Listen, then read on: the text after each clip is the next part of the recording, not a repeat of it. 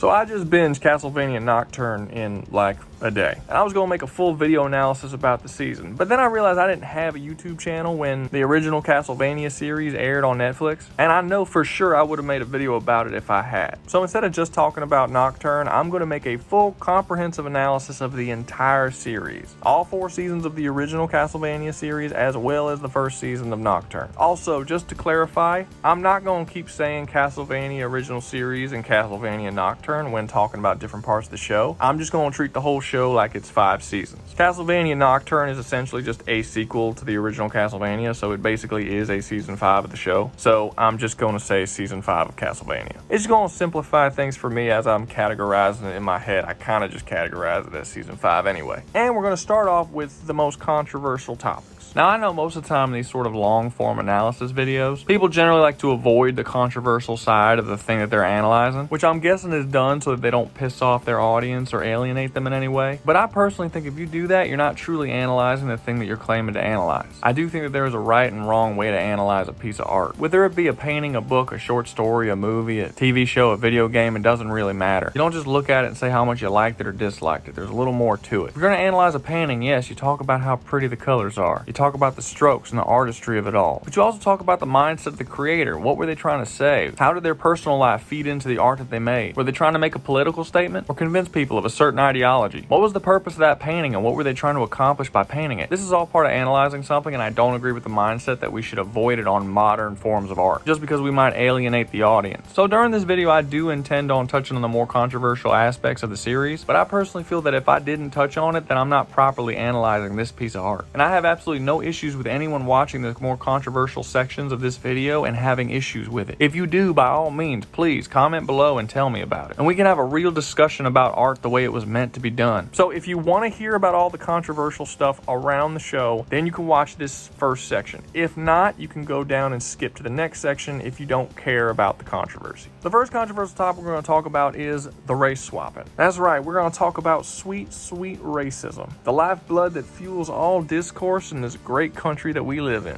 The show's been under fire a couple of times for race swapping, although very selectively. Certain characters people get annoyed with the race swap, other characters they don't really care about. So just to be upfront, how I feel about race swapping in general is far less passionate than most people. I don't think that race swapping is this awful thing that is destroying media and tearing apart different characters. Just like I don't have the self-righteous belief that race swapping is for the good of minorities and is single-handedly going to cure all racism in the world. Generally speaking, if I see race swapping in any form of media, my thoughts on it are either completely indifferent or I just kind of roll my eyes. And that's because to me, race swapping most of the time just feels like people are trying to hit a quota. Like every show and movie that comes out of America has to have a certain number of a certain group of minority in their shows, and that's really the only reason why they're there. You do get your exceptions like Waves, where they do feel more authentic, but those are few and far between. And you can pretty much use the same logic to literally any minority group, including gays. So how do I feel about the race swapping in this show? To be honest, I think that this is probably the greatest race swap that's ever been done in fiction that I've seen. The ones that people complain about are Issac and Annette. So Issac first. This is the best race swap I have ever seen in my life in fiction ever, hands down. Nothing else even comes close. While it is yet another example of a redheaded character being wiped and replaced by a black person, which seriously, I don't know what's up with this. It's like some weird conspiracy. I don't know why it keeps happening. I'm hoping it's because redheads are just rare. Like not that many people are redheaded, so it might just be easier to replace them with black people who are more commonly found in the United States. That's my hope, at least. I really don't want there to be some sort of dark conspiracy to eliminate gingers from the earth. But honestly, it's getting kind of comical just how many redheads have been replaced with black people. So put that aspect of it aside for now. Who is Issac as a character? So Issac in the games is in every way, shape, and form a mental slave. His loyalty, love, and desire to serve Dracula is to such an extent that it's damn near psychotic. At times, it almost seems like he wants to have sex with Dracula. Like he is obsessed with him. Hector is actually Dracula's favorite servant. This makes Issac extremely jealous and obsessed with proving himself in the eyes of Dracula, and he does some extremely evil things in order to get his acceptance. He's got this very sadomasochistic theme to him, and his desire to show Dracula just how much he loves him is very self-destructive, and he basically has zero value for his own life, safety, or person. He does whatever he needs to do in order to please Dracula. In the games, after Hector leaves Dracula's side and Dracula dies, Issac blames Hector almost solely for his death, and then decides to devote the rest of his life to not only destroying Hector's life, but also bringing back Dracula. And that's the only reason that he lives and breathes, is to serve Dracula. And in the game, there's no explanation or backstory to why Issac is this way. We don't know where this love or obsession with Dracula comes from at all. It's never talked about. So why is Issac in the anime the best race swap ever? Because it takes the soul of who Issac was in the games and it builds upon it, explains it, and then improves upon it significantly. Issac in the games is a mental slave without explanation. Issac in the show is also a mental slave, but that's because he is a slave. He was a slave and he still has a slave mentality at the beginning of the show. We see with Isaac's backstory that he confuses love and servitude as the same thing. That is what he was taught by his slave master in his backstory. Making him an African slave makes so much sense for the character of Issac. And his love and admiration for Dracula makes sense in the show because he was an actual slave. And unlike Issac in the game, who remains this way all the way up until his death, this is just the starting point for Issac in the show. In the show, he evolves each season to losing this slave-like mindset and becoming his own person. He still has love and admiration for Dracula by the end, but it's no longer his sole purpose for living. And he decides by the end that life is worth living and that there are good things in this world outside of just his servitude of other people. This is something that the original Issac never had. Issac from the game's entire character matches that of a slave to such an extent that making Show Issac a slave actually made him a better character. It explained everything about video game Issac. And the arc that Show Issac goes through between seasons 2 and 4 feels like a natural arc that game Issac would have gone through if he had survived long enough to do so. They not only kept the soul of the video game Issac, but they built upon and improved it. And I don't think I've ever seen a race swap in any form of media where the race swap is the reason why the character was improved. Usually you have three options. The character's done worse, the character's done the exact same, or the character's done better, but it has nothing to do with the race swap. They could have been white and still been done better. No, in this one, you could not have done Issac in this way as good as you did unless you made him an African slave. And because of this, Issac is the best character of the entire Netflix Castlevania series. By far, nobody else even comes close. He's the most interesting character, he has some of the best fight scenes, and he has the best arc of the entire series. Hands down. I'd watch an entire show just based around this one character. The next one is Annette. There's a lot of talk around this character about people hating on her for being race swapped. And I think that there are legitimate reasons to not like this character. I don't think this character was done great, and I don't think that her storyline was done great, but I am going to push back on the race swapping thing. And there's mainly two reasons why I think her race swapping actually makes a lot of sense. The first one being that this is an animated series. In an animated series like this, you want to have varied character designs that are interesting to look at. And one of the problems with the Castlevania video game is that a lot of the characters look very samey. Annette in the video games is a blonde-haired, pale-skinned woman. There are a lot of blonde-haired, pale-skinned women in the Castlevania games. And I would argue that you kind of have to change some of them. Dracula's wife, Hector's wife, Maria's mom, and Annette are all blonde-haired, pale-skinned women. They look very, very similar. Even Sypha was a blonde-haired, blue-eyed woman before she was changed in the first series. This works in the games for the most part because they all appear in different games. But in a show like this where you're fusing all the stories together into one massive storyline over the course of several seasons, by the end of the show you're going to have like 9 characters that are all variations of blonde-haired, pale European women. You gotta have some variation. And it's not like all the variation they've done has always been race swapping. Hector's wife in the game is a blonde-haired, blue-eyed woman. In the show, they changed his love interest to a red-haired woman, which not only made up for removing the red-haired Issac, but also it just gave a little more variety to the series. All the characters look like they're from a different place with different hair colors and eye colors and character designs, and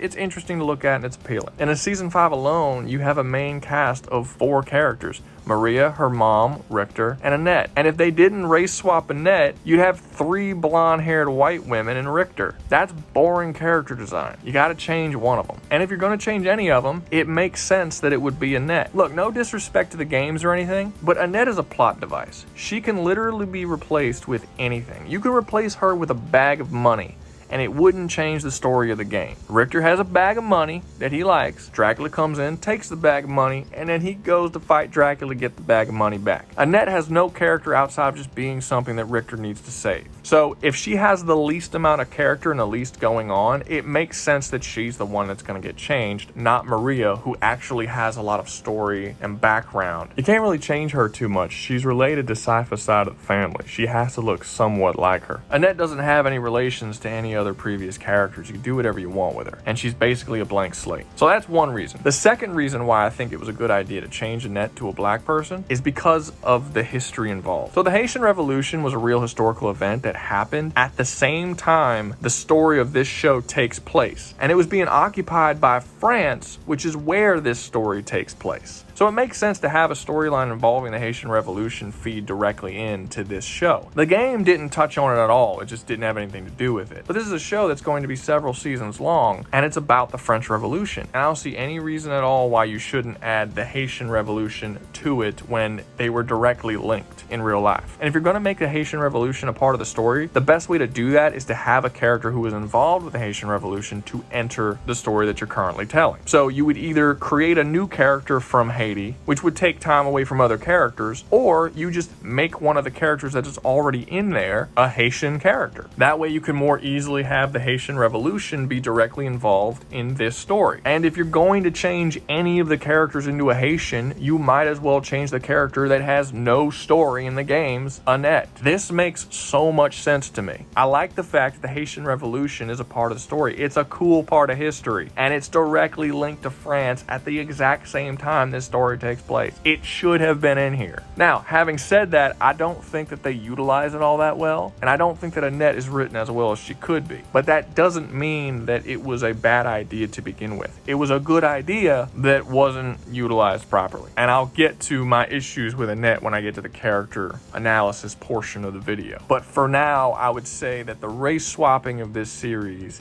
is actually some of the best I've ever seen, and I have zero issues with them whatsoever. I also think that a lot of people who have issues with the race swapping are very selective in what they have issues with. Like, they'll have issues with Issac and they'll have issues with Annette, but they don't have issues with characters like Drolta or Olrox. And the only reason I can think is because these are actually really cool character designs. Like, Drolta is easily the best character design in season 5, and Olrox is probably a close second. It's just really hard to hate on character designs that are this cool looking. Annette's character design is fine. Like, it's not an ugly character design. It's just not as cool looking as the other two. And I think that's really the reason why people have been hating on it. I do not believe that the majority of people, not even 10% of people, have been hating on it for racist reasons. I do believe that it is because they like things to stay the same. It's the same reason people got pissed off when Daniel Craig was cast as James Bond, because he was blonde and not black-haired. That had nothing to do with racism. People just don't like shit changing on them. That is what I believe 99% of people are complaining about. But I do think that in this particular case, those complaints are not warranted, because these were actually good ideas from the get-go. So that's the controversial shit that I actually disagree with. Now I'm going to go with the controversial shit that I do agree with, and that I actually have a pretty serious problem with. And that is the way Christians and Catholics are treated in this series. Look, I'm not Christian, I'm not Catholic. I don't believe in God, I don't go to church. But the way Christians and Catholics are treated in this series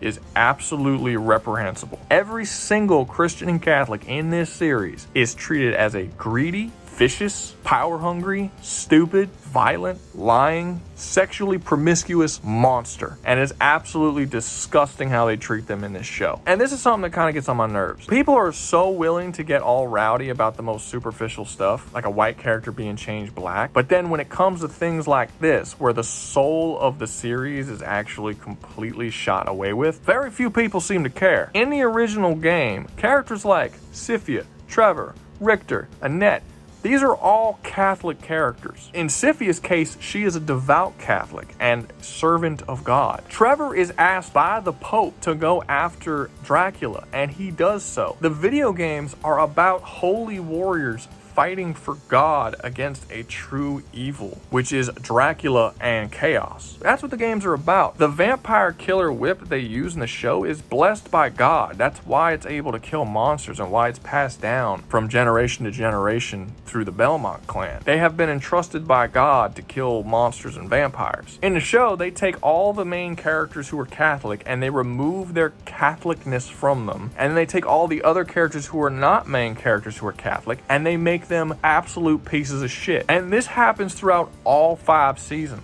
Throughout the 5 seasons of this series that we've gotten, there is one character that is quote unquote a good Catholic, and that is Myrax. But he's only a good Catholic by Hollywood standards, not by Catholic standards. And I talked about this a little bit in my Hellboy video, but basically Hollywood productions only make characters Catholic as long as it doesn't go against their own personal beliefs and ideologies. Myrax is the good Catholic, but he's also gay and having sex with a mass murdering demon. He's the best Catholic in the show, the one that specifically goes against the teachings of the Catholic Church and lives his life in a life of sin outside of what is allowed for Catholics. He's the only one that can be a good guy. If you are an actual, true, real, devout Catholic, you have to be a piece of shit. And I really cannot stand the hypocrisy here. Look, it's okay to make a show where you're going after a particular ideology or group, right? It's okay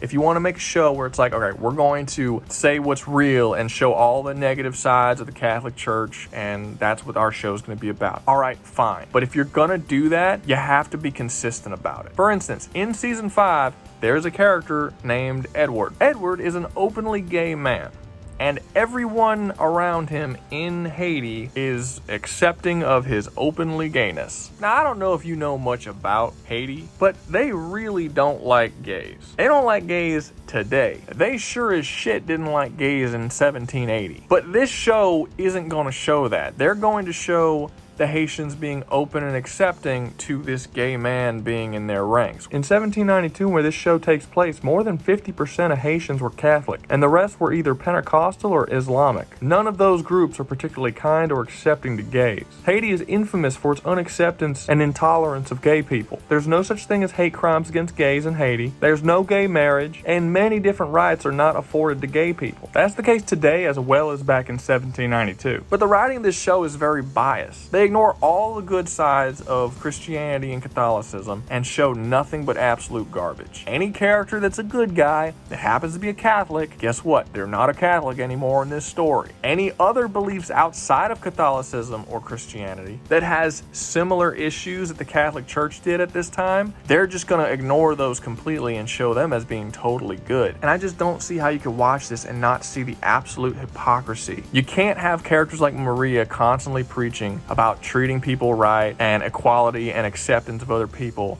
and in the same show just constantly hate on Christians and Catholics to this degree. I mean, just look at the way the French Revolution is dealt with in the show. Maria is a revolutionary who constantly preaches about going after the rich and the corruption within the church. She's painted as a good guy, 100%. But that's not what happened in the French Revolution. What the show doesn't tell you is that the majority of Catholics actually supported the French Revolution, including higher-ups within the Catholic Church. Tons of bishops, priests, and even archbishops supported the French Revolution. But the revolution went way too far and started slaughtering thousands and thousands of innocent people. In the show, it's shown that they've killed a bunch of priests, and Maria paints as if all of these priests are corrupt. But again, that's not reality. They did kill hundreds of priests, many of which were not corrupt, but the massive majority of people that were murdered during the French Revolution were innocent people who were just commoners and Catholic. They weren't rich and they didn't work for the church. They were just regular Catholic poor people. You're talking about thousands and thousands of people who were killed. The murder rate was so high that we don't actually have exact numbers on just how many people were killed. And the ones that weren't murdered were forced to turn their back on their beliefs or exiled from the country. They stripped everyone in the country of all religious freedoms and forced them to turn their back on their God and their belief system, or else execution or banishment. And this show spends the entire season preaching about how the French Revolution was just fighting for equality and against oppression. What a load of shit. If you know the history of the French Revolution and you watch this show, Maria is a psychopath. She's supporting and fighting for the death of literally thousands of innocent people, as well as an authoritarian regime that strips the people of their freedom. And again, the show paints paints her as a good guy and the Catholics as the villain. They are the victims of this situation. This is a very serious issue that this show has, and I feel like more people need to address it. Because this show outwardly expresses in 5 straight seasons open prejudice towards not only the Catholic and Christian beliefs, but Catholics and Christians themselves, while also preaching about acceptance, tolerance,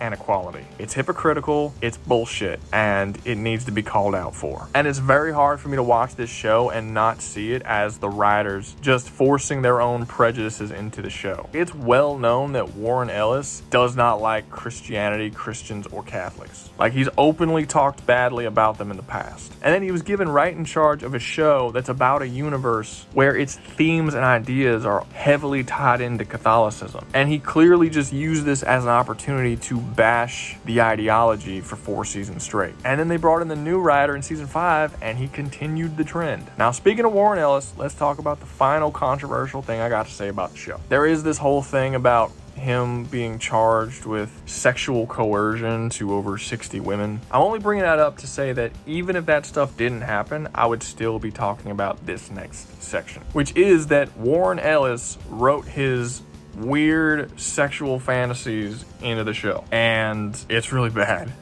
So season 1 and season 2 aren't that bad. They're not, he doesn't really go too far with it. Season 3 and 4 is where it gets a little unhinged with the sexual promiscuity. Look, I like sex as much as the next guy. I like a little bit of nudity in my shows, a little bit of sex. I like seeing sexy women take their clothes off. It makes me feel good in my private places. But when you have an entire storyline with one of your main characters about his growing relationship with 2 twins, just so you can end the season with an incestuous homoerotic threesome, you know, I might kind of think that's a little weird. For one, it's a circular character arc. I've talked about this in the past. A circular character arc is when a character starts at one point and then goes through this whole journey just to end up exactly where he started at. Sometimes it can be used well if that's the point, but the vast majority of the time, it's just a waste of time and you can completely skip the arc, especially in a TV show. And that's basically what happens here. Alucard wants to isolate himself from all other people. He meets these 2 twins. He starts to like them. They get close. He has this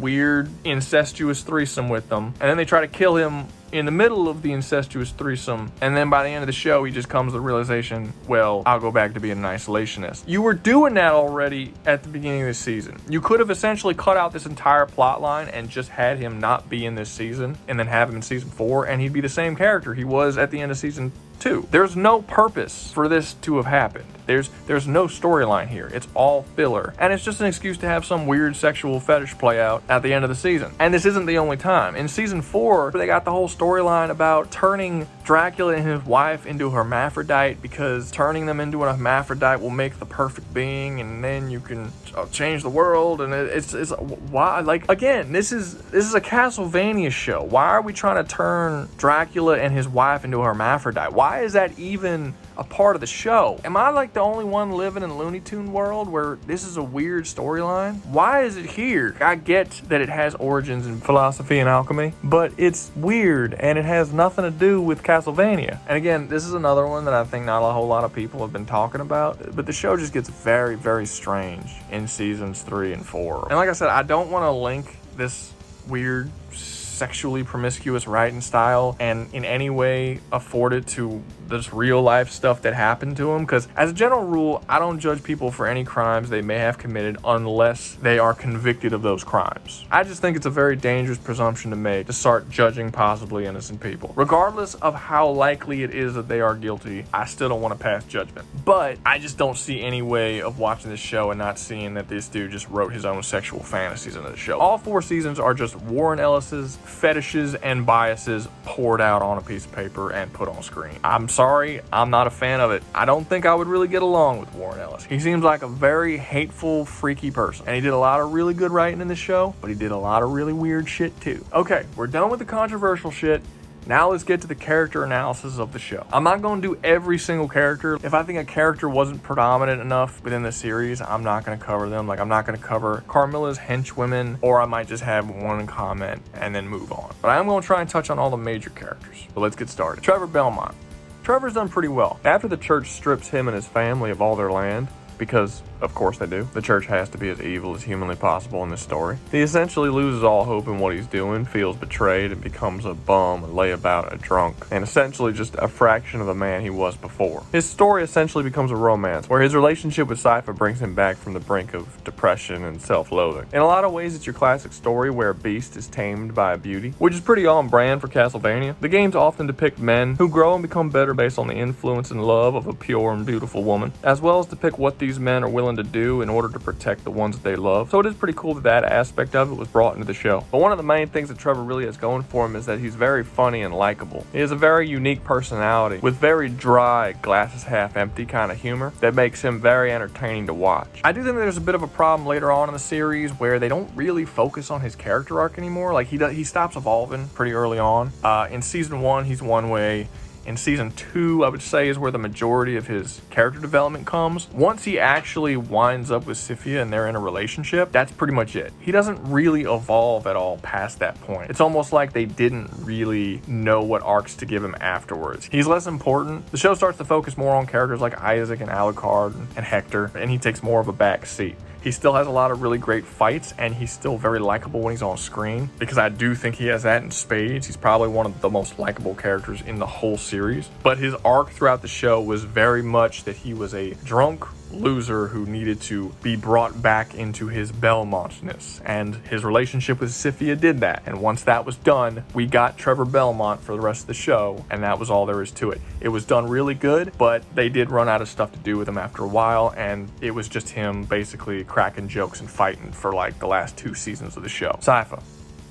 So you've probably noticed that I've been calling her Sypha this entire review, and I already recorded the review, so I'm going to continue calling her Sypha. I know her name is Sypha. When I originally played the game as a child, I did not know how to read properly, so I called her Sypha. Now that I am an adult, I know that her name is Sypha, but for some reason during this review, without realizing it, I backslid and started calling her Sypha again, so I apologize. So please do me a favor and just bear with me. I'm not going to go back through this entire video and re-record every single line where I get this bitch's name wrong. So my apologies, and I will do my best to pronounce her name properly in the future. Sypha actually has no arc at all, I don't think, throughout the whole show. She is who she is in the first episode all the way to the last. She's pretty well put together. She's probably the most put together out of the main trio, and she doesn't really change a lot. I don't think she necessarily needs to. This show has so many different characters that I don't think every character needs to have an arc. Sypha is basically just a really great support system for both Alucard and mostly Trevor, and she does that rather well. Her relationship with Trevor is very sweet and sincere, and it's very nice to see, and she's very enjoyable to see when she's on screen, and I think that's really all that needs to matter. I don't think every character needs to be so deep. It's okay to have a couple of characters that are just heroic characters that do what they do. I'm still not and will never be happy that they took away her Catholic beliefs. I still think it's very insulting that you took the best Catholic character and the one that would have been a shining example of how good Catholic people can be, and you strip her of her Catholicism just to further push the point that Catholics are trash. I don't like that, but Sypha as a character is written well enough that you like her throughout pretty much the entire show. Alucard.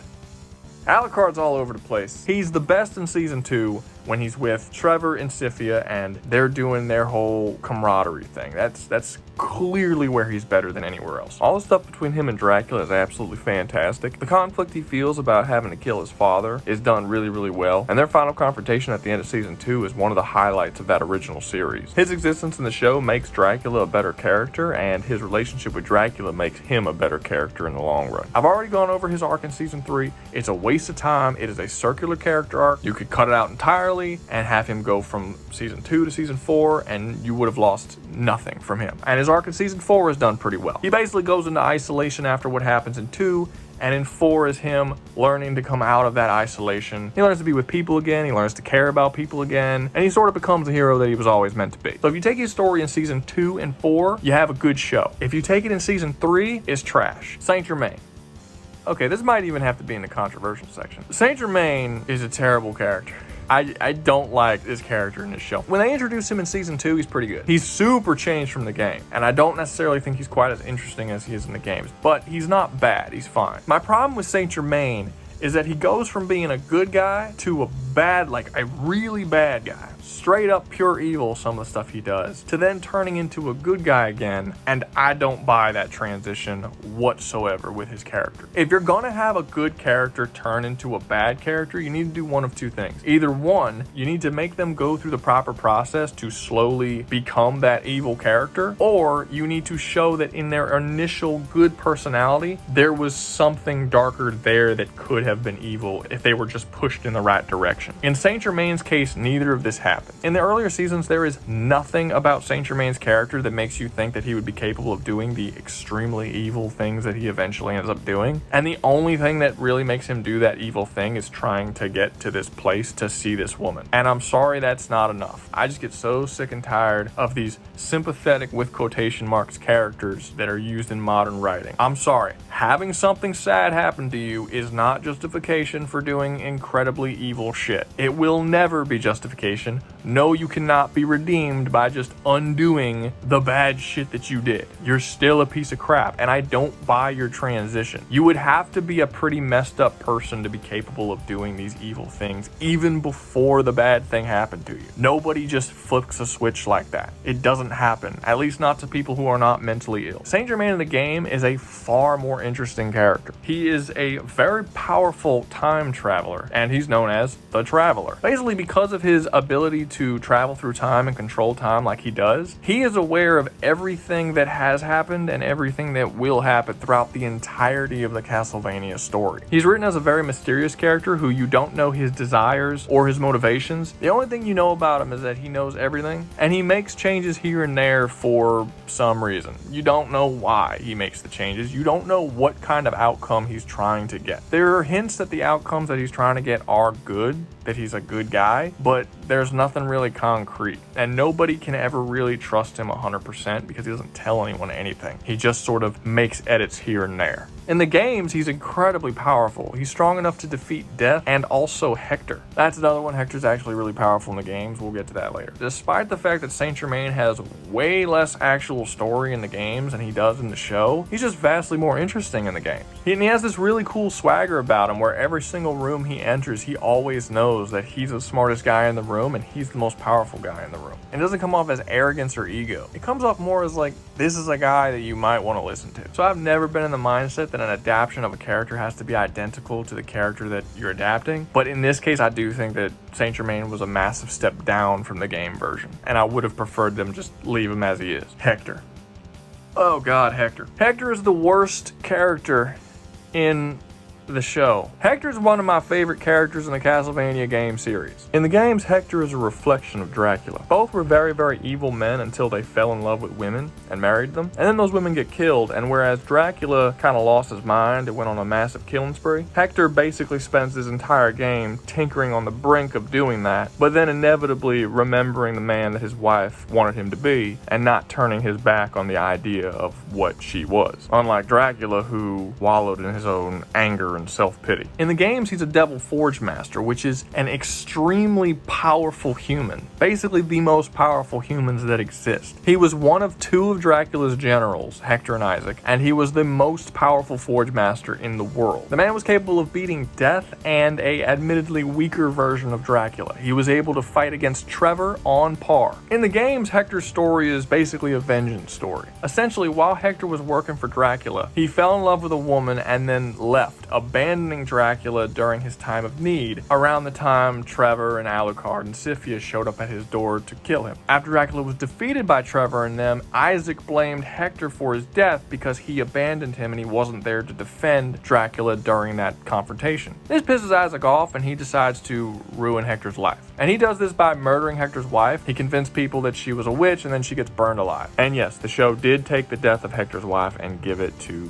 Dracula's wife. In the games, I think Dracula's wife bled to death. She was stabbed by a spear, I believe. And there's no mention in the game that Dracula's wife was murdered by the church. That was also something that was fabricated by the show. This leads Hector to track down Issac to get revenge, and in order to be strong enough to actually fight Issac, he has to reclaim his Devil Forge Master powers, which he long since forgotten and left behind. This requires him to have to build up power and all this kind of stuff. And You basically spend the whole game fighting through Dracula's castle trying to get to Issac in order to kill him. Then you end up finding out that Issac's whole plan was for Hector to get his power back, because the power of 2 Devil Forge Masters combined would have been enough power to resurrect Dracula. Hector's characterization in the games are based around his anger for the death of his wife, his constant draw to the more evil and darker parts of his personality, of like who he was before he turned good, and his constant temptation to go back to that. In the show, he is a completely different character, and not for the better. When he was introduced in season 2, I didn't initially hate his character. I wasn't a huge fan, but I realized that it was the first season of a show where he was going to have a longer character arc. I didn't really like how naive they made him. I thought they made him pretty stupid. I think that anyone could have clearly seen that Carmilla was manipulating him, and he just seemed dumb to me that he wasn't capable of seeing through it when me as a viewer was easily able to see through it. She made it extremely obvious she was manipulating him. So not a huge fan of how the storyline was playing out, but again, wasn't hating on it until season 3 rolled around, and they put him through the exact same storyline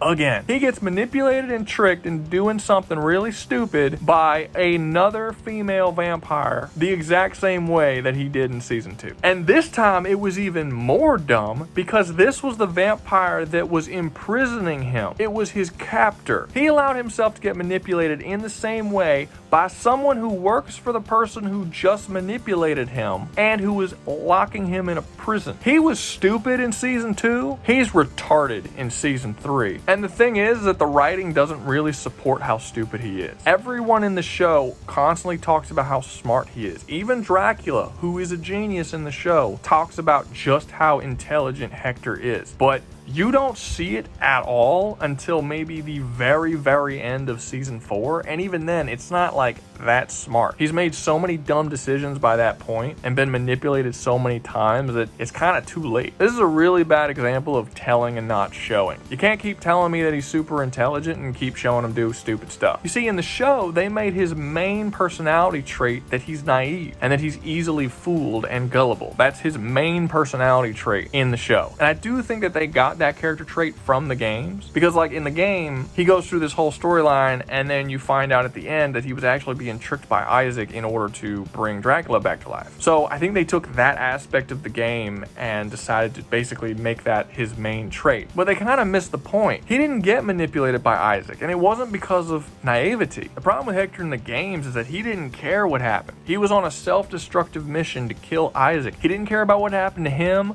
or the world or anyone else. He just wanted to kill Issac. When he did find out that everything he did was actually going to be used to revive Dracula, he then had to make a character shift and realize that there's things that are more important than killing Issac. He cannot allow Dracula to come back. That's where he goes from being kind of an evil character to being a good guy. And he decided to be the person who his wife thought he could be, as opposed to who he was before he met his wife, which was a mass murdering monster for Dracula. That's all wiped away for the show. In the show, he's just naive and stupid, and they just keep saying he's not stupid. Well, sorry show, but I'm smart enough to be a measure of what stupid is. He's stupid. And watching 2 seasons of this dude getting beat, tortured, and manipulated is just not entertaining to watch and does not make me like his character at all. And no, it was not worth those storylines just to have one scene at the very end where he finally does one thing that's kind of smart. Hector in the show is dumb, weak, and kind of pathetic.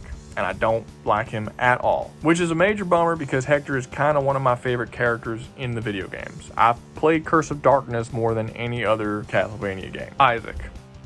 I'm not going to talk about Issac too much because I already talked about him in the controversial section of the video. But for people who skip that part, I'll reiterate a little bit. Issac's the best character in the show, all 5 seasons. Hands down, no one comes close. They changed his character a lot, but the soul of the character is still there and is greatly improved in every way that matters. He has the best storyline, he has some of the best conversations, he's the most philosophical, he has the best arc and the most complete arc of the whole show. He's a fantastic character, and I would watch a show solely with him in it any day of the week. It really sucks that they took one of my favorite characters, Hector, and turned him into the worst character of the show, but I can take in a little bit of comfort that the villain of that game, who I really didn't like that much, was actually made to the best character of the show. If you put the show Issac into the game with Hector, man, that's perfect right there. Dracula.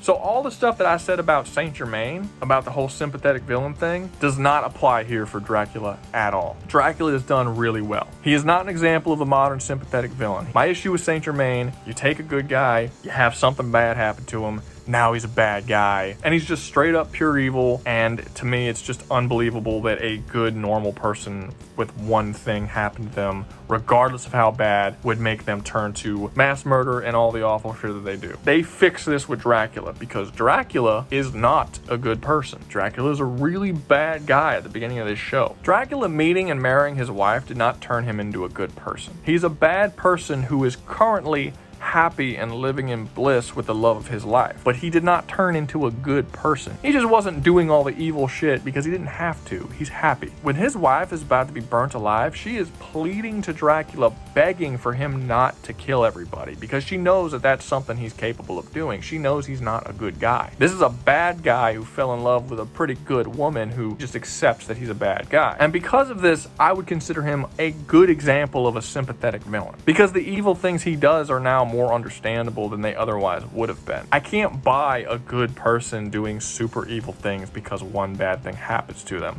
That doesn't happen. Look, you can change as a person because one bad thing happens to you, but you don't go from saint to mass murderer. It doesn't happen. You need an arc in order to get there. And people like to skip those arcs by just saying, hey, there's one bad thing that happens to them, so it's all cool now. No, you're being lazy. Dracula's works. He was a bad guy. It makes sense that that would be his reaction after you kill the love of his life. They don't try and pretend that Dracula was a good guy at one point that just became evil. And pretty much every scene with Dracula is golden. His conversation with his wife is great. His conversations with Issac are great. His conversations with Alucard are great. That scene where Trevor walks up and punches him and he's like, oh, you must be a Belmont, is hilarious. Dracula's a great villain, hands down.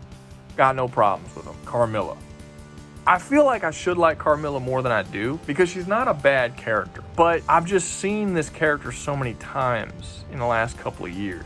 She's a woman that doesn't want to be controlled by men anymore, so she's going to kill all the men and take over the world. It's just getting old now. I get it. You don't like the patriarchy. Men are evil. I get it. I just don't care about it. When was the first time I saw this? Justice League? Where it had that episode where the woman wanted to kill all the men and take over? What was her name? It's a storyline that just keeps getting reiterated over and over and over again. And personally to me, it's like, we got the female villain. Why is she a villain? Because men are evil. I don't know. It's like, it's kind of boring and lazy. I'm not a huge fan of it. Outside of her motivations, I think she's fine. She's just kind of a hateful, spiteful person. She's like all the worst sides of feminism thrown into a person. And I'm not sure if the writer was trying to do that, but he kind of did. Carmilla's sort of like the poster child for toxic feminism. I'd say she gets a couple of points for a pretty cool character design and an amazing last fight with Issac. I mean, she goes out like a champ. But everything from her manipulation of Hector that just isn't believable to her motivations being extremely generic to pretty much everything else about her story, I don't know. I don't care. I don't care about her at all. I just wish they did something more interesting with her. Carmilla from the games may not be the most interesting character, but I never really found her boring. The games hint at the idea that she might actually be a pretty decent person, or at least was at one point, but that she sees the world as so corrupt and rotten as to be irredeemable. She doesn't believe that anything her or anyone else could possibly do could save it, so she's basically developed this very nihilistic point of view. Essentially, whatever evil she does doesn't matter. It'll just be a drop in an ocean of corruption that the world is polluted with. This means she has no issues with doing pretty much anything, whether it be selling her soul, murdering a bunch of people, delving into dark magic. It doesn't matter, because to her, every single person on Earth is going to hell anyway. She's kind of like the love child of the comedian from Watchmen and Rick from Rick and Morty, and probably one of the best representations of a true nihilist in gaming. Again, it's not the most unique or interesting character, but it's definitely better than I hate all men, so let's kill everybody. Godbrand. Godbrand's perfect. Don't change anything. Bigot. I like boats. I'm a fucking Viking. We're supposed to make boats out of things. Richter. So Castlevania Nocturne, aka Season 5 of Castlevania, is a very messily written season. And Richter's arc is kind of a part of that. I have no idea what his arc was in this story, and I feel like the writer didn't know what his arc was in this story. I don't understand what he's trying to overcome, because every scene it seems like he's trying to overcome something different. So at first, after his mother dies, it seems like his arc is that he's terrified of Olrox and he has to get over that fear of Olrox. Okay, so that's his arc. He has to overcome his fear. Fine. Then when he meets his grandfather later on, it kind of changes. And now based on his conversations with him and the story that he had, it's almost like it was more about the failure and the guilt of allowing his mother to die in front of him. And it seems like that was kind of the storyline they were going for. So, okay, so what was holding him back wasn't the fear of Olrox, it was guilt. All right, I can go with that. So then he gets attacked by like 6 vampires, and he unlocks his magic, not by getting over his guilt, but because his friends need him. And he wants to live so he can protect and save his friends from danger. So, okay, so now that's his arc. Okay. And then after that, later on, he tells his friends that he unlocked his magic because he realized who he was and who he wanted to be. And he became the person who he wanted, because before he didn't know who he was. So now his story was like about self-discovery. So you basically have 4 different scenes that are all about different things, none of which are very clearly represented. So it's not about getting over his fear, it's not about getting over his guilt, it's not about protecting his friends, it's about accepting himself. Yeah, I'm sorry, this arc is all over the place. They should have just taken one of these things and stuck with it the whole time. If you want to make his whole arc about getting over his fear of Olrox because of what happened to his mother, do that. When his grandfather showed up in the season, their conversation should have been about his grandfather's fear and that he couldn't get over his fear. And then when those 6 vampires attacked, he got over his fear at that point. If you wanted to make it about his guilt, which I actually think that's the one you should have went with, then you shouldn't have had him be afraid of Olrox at the beginning. You should have had him feel guilt, and that guilt hold him back from fighting Olrox, like that fear of failure. And then you should have reiterated that in the conversation with his grandfather, and then confirmed at the end when he talked to his friends about the whole magic stuff. They didn't do that. It's like every scene he talks about his arc, he's talking about a totally different thing. And it's very unclear. I don't know what arc he went through. I don't know how he's a different person from the beginning. I really don't. It's not that he didn't go through an arc. He clearly did. I just don't know what that is, because the show just wrote it in a very messy way. Did he go through all 4 of these arcs? If that's the case, he shouldn't have. He should have just picked one. Like, I like his character design. I like his voice actor actually more than I thought I would. When I heard him first speak, I thought it sounded kind of strange. But no, I really dug his voice actor after a while. And I like his personality for the most part. I didn't like his character arc. It was really weird and bad.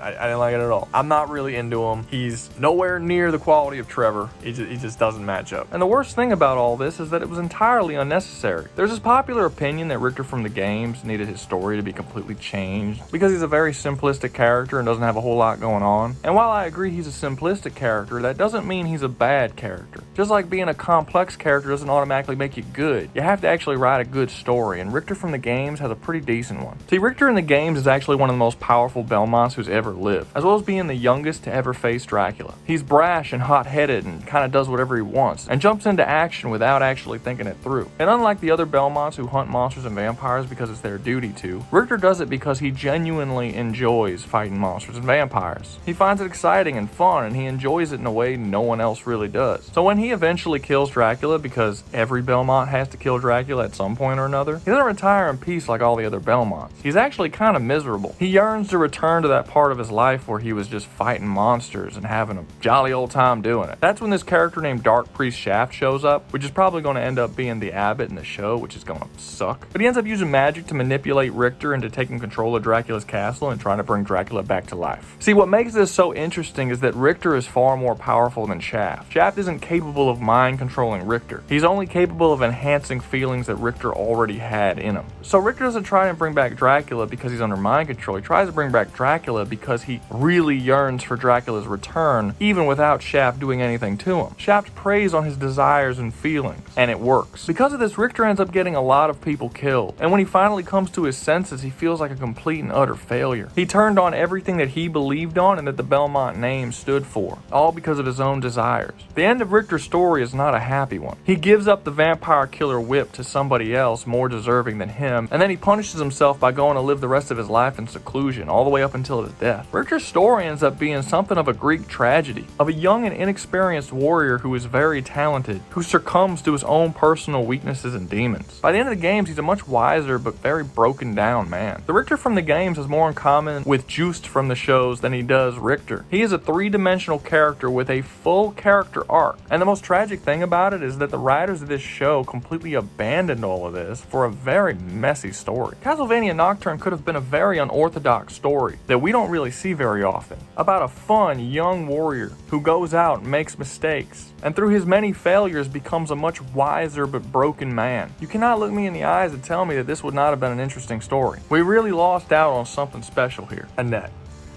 People hate Annette so much, and I don't understand the hatred. I get some of it. Like, I don't love her character. I do think she has problems, but I do think the hatred is sort of overcooked a little bit. So there's one critique that I agree with and one critique that I don't agree with about her character. The critique that I agree with is that she's kind of unlikable. I don't need my characters to be likable necessarily. I don't really think that Batman is all that likable of a guy. He's definitely interesting, and you enjoy following him in his stories because he's intelligent, competent, and his psychology is fascinating, but he's not likable. But Annette does have this very self-involved, high and mighty attitude that can get kind of irritating. She believes that the horrors that she went through is worse than anyone else's horrors and doesn't really take anyone else's issues seriously, which, yes, she's right, her horrors were worse, but she could have still had a little bit of humility when other characters were talking about their issues. And like little things like calling everybody else children because they're trying to make a plan and calling Richter a coward just because he wants to come up with a plan, then blaming Richter for Edward's death despite the fact that she's the one that gave away their position in the first place due to her emotional instability.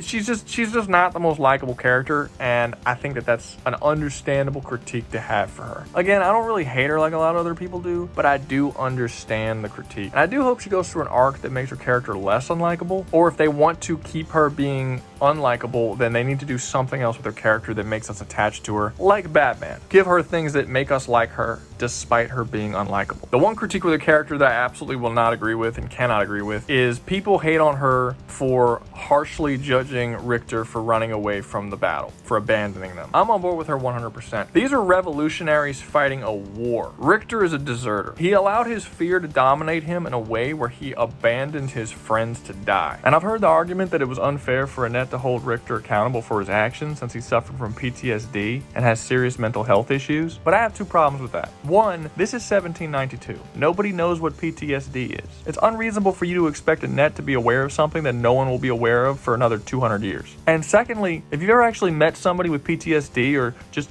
looked up some of the symptoms, you'll realize that Richter doesn't have it. Richter has nightmares from an event that happened in his childhood, and he clearly has some very serious fear issues when it comes to Olrox himself. But other than that, he doesn't have any other symptoms of PTSD. Like 95% of the symptoms he doesn't have. And he gets over the fear that he was suffering so quickly in the show that there's no way in hell this could possibly be PTSD. Clearly it's something that he was dealing with and he was having trouble with, but to exaggerate it to the extent of calling it PTSD, which literally stops people from functioning in normal life, it's just not accurate. Richter has the same response to his mother's death as I did when I saw The Shining at age 5. It gave me nightmares and I didn't even want to enter a room that had a TV that was playing the movie. Yeah, it was scary and it affected me, but it didn't give me PTSD. And then the second time I watched the movie, I got over my fear, just like Richter did in the show. And I will admit that if there's a trait you can give a character that will make me dislike them the quickest, it's probably cowardice. I don't get on boards with cowards. I don't like them. So I'm a little more susceptible to not liking Richter if he abandons his friends out of fear. Yeah, I think that she's perfectly justified in hating on him here. But at the same time, I believe that Richter would be justified in hating on Annette for giving away their position earlier in the series and getting Eduardo killed. They both make mistakes. And again, I think a lot of this has to do with the messy writing. Like, Annette gets Edward killed, and at no point does she ever come to the conclusion that it's her fault Edward's killed. She mourns his death, but she doesn't blame herself, and I feel like she should. Just like it's Richter's fault that his mom's dead. If he would have just left for the boat when she told him to, she would probably still be alive. Him staying there is what got her killed, and the story doesn't really do that much to express these feelings that these characters would absolutely be expressing if they had done the things that they did. Like I said, it's sloppy writing. They need to up their writing when it comes to characterization and being able to clearly show their audience exactly who their characters are, what they believe in, and how they're feeling. Because in this season, it's kind of confusing. Annette also suffers pretty badly from, what am I going to call it? Female support character syndrome. I don't know if there's a word for it, but that's the one I'm going to go with. If you can come up with a better one, let me know. Basically what it is that there's a common belief in modern writing where a female character cannot exist for the sole purpose of supporting a male character, which to me doesn't make any sense because a support character is called a support character because they exist to support the protagonist. That's their sole purpose for being. So if you have a protagonist that's a male, you essentially can't have support characters that are female. So the female supporting characters, with quotation, has to essentially become her complete own main character. So the story ends up having multiple main characters with multiple stories that are completely unrelated to one another, and it just creates an extremely messy narrative. This is the issue with current Marvel movies. Like, a lot of people like to argue that the issues with them is that they're not connected or they're very messy. The issue is not that they're not connected. Phase 1 wasn't connected. The only thing that connected them were the after credits scenes. It wasn't until Iron Man 2 and Avengers that they actually started to connect a little more. And no one had that many issues with those starting films. The issue now is two things. One that isn't a problem and the other one that is a problem. The first one is the belief that you need to have way more female characters in all of your movies. That's not an issue. You can put as many females in your movie as you want. The part that is a problem is that those female supporting characters cannot hold the role of supporting character. They have to stand on their own with their own stories that are in no way related to the male protagonist. That is what creates the messy narratives that exist within the Marvel movies. Whether it's Doctor Strange in the Multiverse of Madness, Thor Love and Thunder, Ant-Man Quantumanium, if there's a Marvel movie that was made in the last 5 years and has a male protagonist, it has to have a female protagonist, and that female protagonist story has to be completely disconnected from the male story. This problem has only existed for the last couple years or so. Like, go back to something like Edge of Tomorrow. Emily Blunt's character is smarter, more skilled, and more intelligent than Tom Cruise's character Cage. But nobody argues that her character is a Mary Sue. Why is that? Because she stays in the role of a supporting character very well. Her entire story, everything she says, everything she does, her character arc, it all feeds into Cage's story, like it's supposed to. That's what a supporting character does. Proper writing structure doesn't care about all your gender warring bullshit. It doesn't matter if you're a male or a female. A supporting character has a particular role to play. And modern writers want to break these rules by having female supporting characters leave their supporting role without understanding why a supporting character even exists. Doing that creates a very messy narrative and makes your story feel like a bunch of disconnected random events. This is the issue that Castlevania Nocturne has. Annette can have the supporting character of Ward who only exists to support her story, and Maria can have the supporting character of Tera who only exists to support her story. But Richter can't have any female supporting characters. The only supporting character that supports Richter's story is Juiced, and he's only in the story for one episode. Annette and Maria should be his supporting characters throughout the entirety of the season, but the writers don't allow them to do that. So when you go into Annette's backstory of the Haitian Revolution, it in no way ties into the themes of Richter's story. The same thing goes for Annette's story and arc. They should in some way feed into what Richter is going through, but they don't. You could essentially cut out the entirety of the Haitian Revolution backstory that she has in the show, and it wouldn't change anything about the current story that we're watching unfold in France, because they won't allow Annette to be a supporting character. And it would be so easy to have her story feed into his. In real life, the French Revolution and the Haitian Revolution have some pretty obvious parallels. They're both revolutions that happened involving France at the same time, and both started with noble goals but went way too far and caused the deaths of thousands of innocent people. And this show does absolutely nothing to attempt to link them in any way. There are so many different ways they could have done this. What if Annette actually went too far, just like the real life Haitian Revolution did, and she ended up killing a lot of innocent people during the chaos and excitement of the revolution? Then later she regrets how far she went during that time, and then when she goes to the French Revolution, she starts to see what's happening there, and basically has a second chance to make sure that doesn't happen. She could be the wiser and more experienced of the main group and warn Maria against the possibility of her revolution going too far, just like the Haitians did. And her guilt about what she did and her past sins could feed directly into Richter's story about the guilt over his mother's death. This is how you keep the themes of the story going in the same direction. It removes that messiness from the story that pretty much pollutes this entire season. It would also lead into some very interesting story opportunities later down the line, because as history would tell us, the French Revolution does inevitably go too far, and then Annette will be there to basically see the same thing happen again. There's so many interesting character and story opportunities that you can have with something like this, and the story dashes them all to the side in an attempt to not have Annette be a supporting character to pretty much anybody. She's just her own character with a completely disconnected story from everybody else. I've given the original Castlevania series a lot of shit in this video, but that's something that they were aware aware of. They were completely okay with Sypha being a supporting character to Trevor. And because Warren Ellis was aware of which character had which standing within the story, all of the characters were better off for it. Sypha not being the main character of the original Castlevania show with her own arc and own entire story separate of Trevor did not make her worse than Annette. She's still a better character than Annette despite being a supporting character. And Trevor's arc was made significantly better than Richter's due to the support that he got from Sypha. That's why supporting characters exist. They help the character arcs and story of the protagonist. The crazy part is that I'm not saying anything new. This is basic story structure that's existed for thousands of years. I don't know why modern writers have forgotten about this stuff. You want to have your strong female characters? Fine, but have some of them be supporting characters to your main male character. You can't remove them all. This is how you get a messy, shitty story. Please stop doing this. Maria.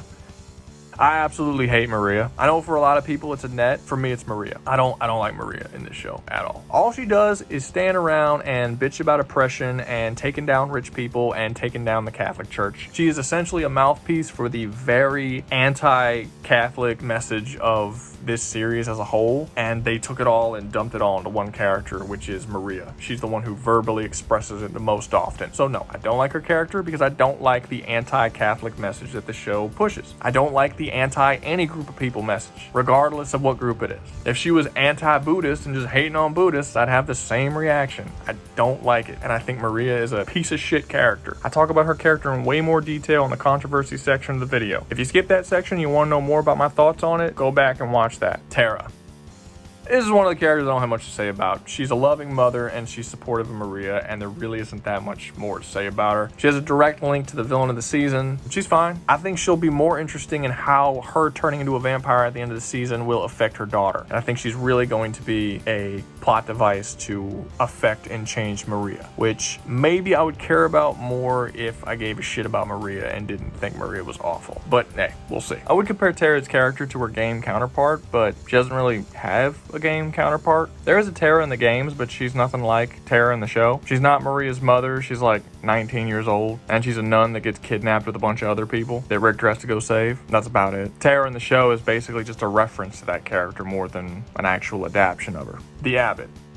The Abbot is the worst character in the entire season. I don't like Maria the most, but the Abbot is the worst written. He makes no sense to me. I don't get him. I don't understand what he's trying to do or why he's trying to do it. And again, a lot of this has to do with the messiness, but it also has to do with the Catholic hate that this show likes to push. What the Abbot wants to accomplish does not make sense for the things that he does in the show. The show is trying to paint a desperate man who is trying to save the church, and he believes he's doing this for the sake of good and against evil, and that he is serving God. The issue I have with this is that he is not painted as psychotic, stupid, mentally ill, or in any way mentally impaired. You cannot have a guy who is saying that he is doing this for God and for the church, but what he's doing is taking dead bodies, turning them into demons, and giving them to a vampire who is claiming to be God, a different God than the one that he serves, and her plan is to block out the sun so that vampires can take over the world. In what way could he possibly see himself as serving God? At one point, the villain of the series asks him to sacrifice his daughter, and he accepts, and he goes to do it and says, oh, God asked me to do this, but he's talking about the Christian Catholic God, the Judeo-Christian God. He's not talking about the chick who asked him. He's like, oh, God asked me to, God wants me to do this. Why does he think the demon, who he knows is a demon, who he knows is anti-God, telling him to do something has anything to do with his God? Not only is he openly adversarial against her, but she openly claims to be the new God that will supplant his God. So how could he think that any order that comes from her is from his God? I don't get where he's coming from. Like, the stuff he does is so blatantly evil and over the top despicable that there's no possible way he could still see himself as serving God. Not without him being malicious or mentally impaired in some way. When it comes to character writing, if you give a character a goal and something they want to accomplish, you have to make the steps they take to accomplish that goal make sense. But that's not the case for the Abbot. Nothing he's doing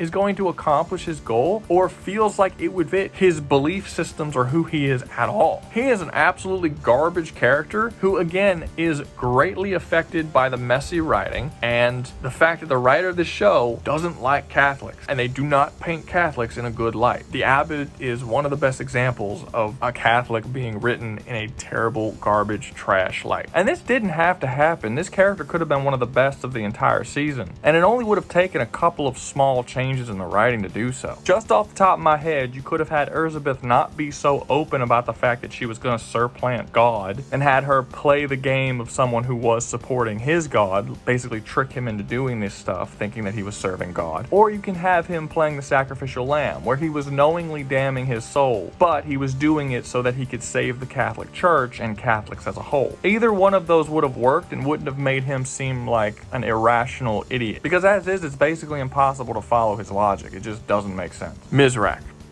So I talked about Hollywood Catholics in the past. Again, check out my Hellboy video if you're curious about it. But basically, Hollywood writers will write Catholics. They won't actually follow any Catholic beliefs. They'll essentially be Catholic in only name, because the writer of the media sees Catholicism itself as evil. So if you're going to write a good Catholic, you can't have them be a Catholic or behave like a Catholic because you view it as evil. I'm sorry, but if you're going to write a story that revolves around Catholicism in the way that Castlevania does, you have to get a writer that doesn't absolutely despise Catholics. I don't know why this show didn't do that. Myrax is supposed to be the good Catholic, quote unquote. He sees what the Catholic Church is doing as evil, and then he goes up against the Catholic Church, but he himself claims to be a devout Catholic and that he's devoted his life to God, but he doesn't follow any of God's tenets. He's committing adultery, having gay sex, consorting with demons. We're supposed to buy into the fact that he's a good, devout Catholic. No, he's not. And the fact that he turned on the Catholic Church does not show like, oh, well, this is one good Catholic in a sea of bad Catholics. It's more hatred. I really don't like the mindset that was required to write his character. And I'm just gonna come out and say something that's gonna piss some people off. Myrax being gay completely ruined his character arc. It's not that often that I think that someone's sexual orientation makes or breaks their character arc, but in this case, it absolutely does. The main story that Myrax has, or at least the main story that Myrax should have had, was him slowly coming to the realization that the people that he's put his faith in his entire life was misplaced, and his eyes being opened at the corruption of the church that would eventually lead to an honorable man having to stand up for what he believes in and go against the people that he should be serving. That is an interesting storyline, and that is a storyline that they sort of kind of started to do. The issue here is that the storyline they eventually go with is a very poorly done, rushed, and mostly off-screen romance between Myrax and Olrox. They have one scene where they kind of try to kill each other with a lot of sexual tension, and then literally the next scene we see them in, they're sleeping together. There's a third scene where Myrax asks if Olrox loves him, and Olrox says no. This doesn't make sense because we haven't seen them do anything with each other other than sleep together, so I don't know why he would even ask this question. And then finally the last scene is Olrox getting Myrax out of the fight, and this is supposed to be some kind of reveal that he actually does care quite a bit about Myrax. The problem is that we don't know anything about these two's relationship. They barely show any of it. There's 4 scenes of them interacting, and 2 of them is just them having sex. So at what point did these two care about each other enough to make these decisions? The most interesting part of both characters' stories is not the relationship they have with each other, but a lot of time is devoted to it and nothing happens during any of those scenes. It's kind of an issue with the story as a whole. They focus on so many things and they don't give anything the attention it requires. So you have a lot of different storylines and things happening, but nothing gets fleshed out. So Myrax's main story about him rebelling against the church doesn't get fleshed out, and his story with Olrox doesn't get fleshed out. So at the end, he's just not a fleshed out character. And the reason why him being gay actually ends up hurting his character in the long run is that the storyline about him being the one honorable Catholic in the Catholic Church who goes against the corruption is completely tainted because Myrax is a gay man who is sleeping with a mass murdering demon. He himself is corrupt as well. He does not follow the tenets of the beliefs that he claims to serve. When Myrax finds out that the abbot has a daughter, he looks at him like he's betrayed everything he believes in. And I'm just sitting here thinking, who are you to judge, Myrax? You're sleeping with demons.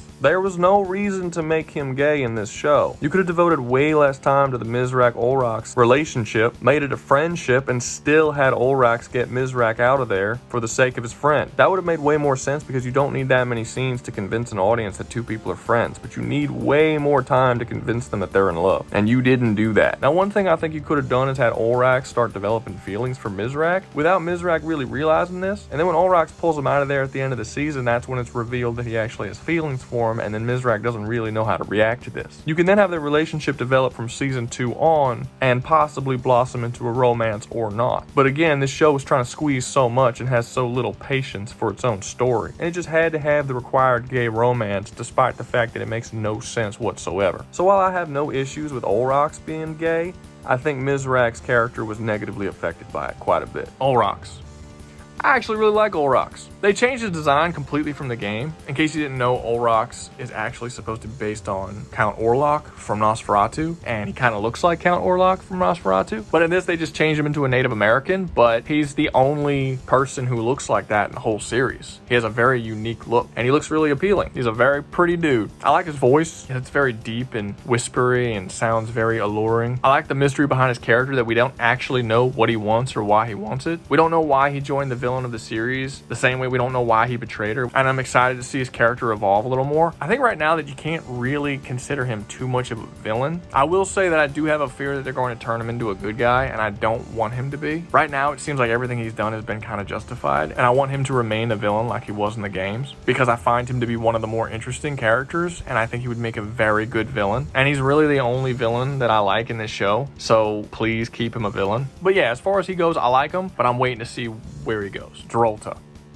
So Drolta was actually the most changed. She was an old white lady who was a witch, not even a vampire, who served Dracula, not this bitch. In the show, she has like the best character design and is the main villain of the whole season. I don't think that the Russian vampire god bitch is the main villain. It's definitely Drolta. Even though I like her design, I don't think she's all that interesting of a character. She's basically just a religious fanatic and nothing more. There isn't really anything deeper to her character, and that's kind of a bummer. I wish they would have gone a little more into who she is or why she believed what she believed, because she had some really great potential. She has some pretty cool fights, and she has a much larger role than the actual big bad villain. So you could have made her like a really cool starter villain before you eventually shift on into the next person in the series, but they really didn't, and I just feel like she was kind of wasted. They didn't do enough with her. I also absolutely despise that they brought Alucard in to finish her off at the end of the season. I get that you wanted to bring Alucard in as like a hype moment for the fans, but you should not have had him kill the main villain of your season 1. Look, you had 10 episodes straight of Richter, Annette, and Maria fighting against Drolta and her forces, waiting for this big bad to come. The season didn't have to end with them defeating Drolta. They could have lost the first fight, which I would have been okay with, but they needed to be the one to deal with Drolta. Just bringing in Alucard in the last 3 minutes of the final episode to one-shot the main baddie, I think kind of ruined the ending of your season. I don't have a problem with y'all bringing in Alucard in the last 3 minutes of the season. I mean, that's what y'all did in the very first season.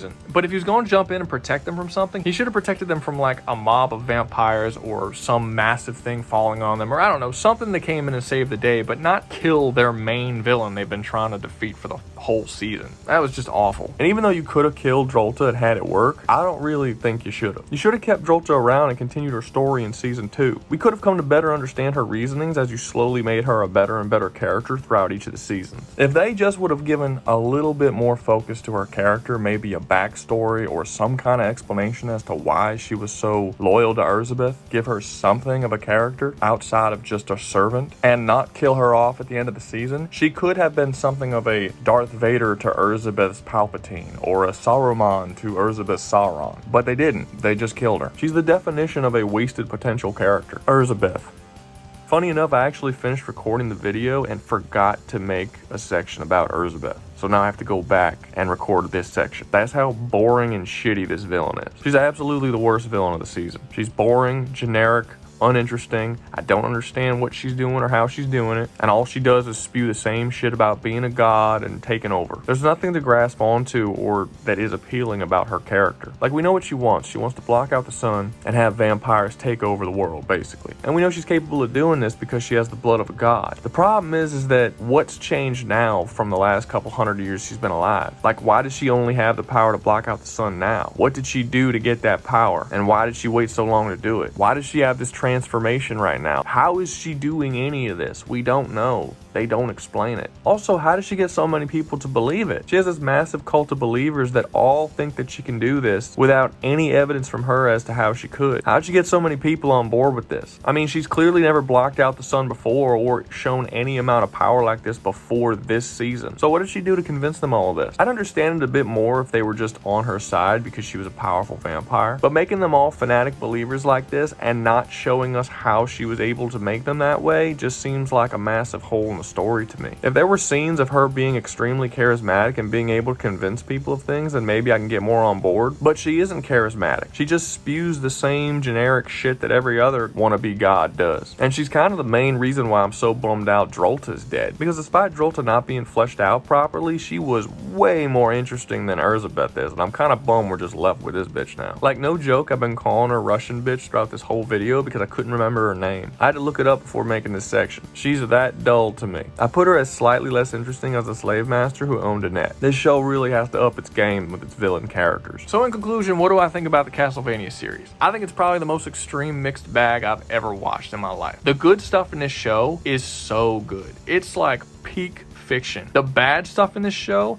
is so god-awful garbage that I struggle to watch it sometimes. And you have both of these things shoved in this show at all times in every season. I think it is held back a lot by the mindset of the writers and how they view certain things, like certain belief systems and cultures and things like that, and I think it makes them make very, very dumb writing decisions. I think some storylines are awful and a complete waste of time. I think some storylines are absolutely amazing, and the show is worth watching just for those storylines. And at the end of the day, I've never had issues with dropping shows that I don't like. And we're 5 seasons into this show and I'm still watching it. So I clearly think that it's worth watching. I just wish they would get their head out of their ass about a lot of the really weird shit they like to put in there. All the hatred for Christians and Catholics need to be, if not removed completely, at least reduced quite a bit. The weird backward sex shit that they just squeeze in there, the messy and confusing character arcs, all that stuff needs to be dealt with. And I think this could be a really, really fantastic series, but because the highs are there, they're great. Just get rid of some of them lows. A lot of people say that this is one of the greatest video game adaptations ever made, and honestly I can only say that because of how bad most of it is. I still don't think it comes anywhere near something like Arcane or Cyberpunk Edge Runners, but it's better than like all the dog shit we got for several decades. Anyway, that's the end of my analysis. Hope you enjoyed it. If you like content like this, you want more, like and subscribe. Please comment down below if you disagree or agree with anything that I said, and y'all be safe out there, you hear?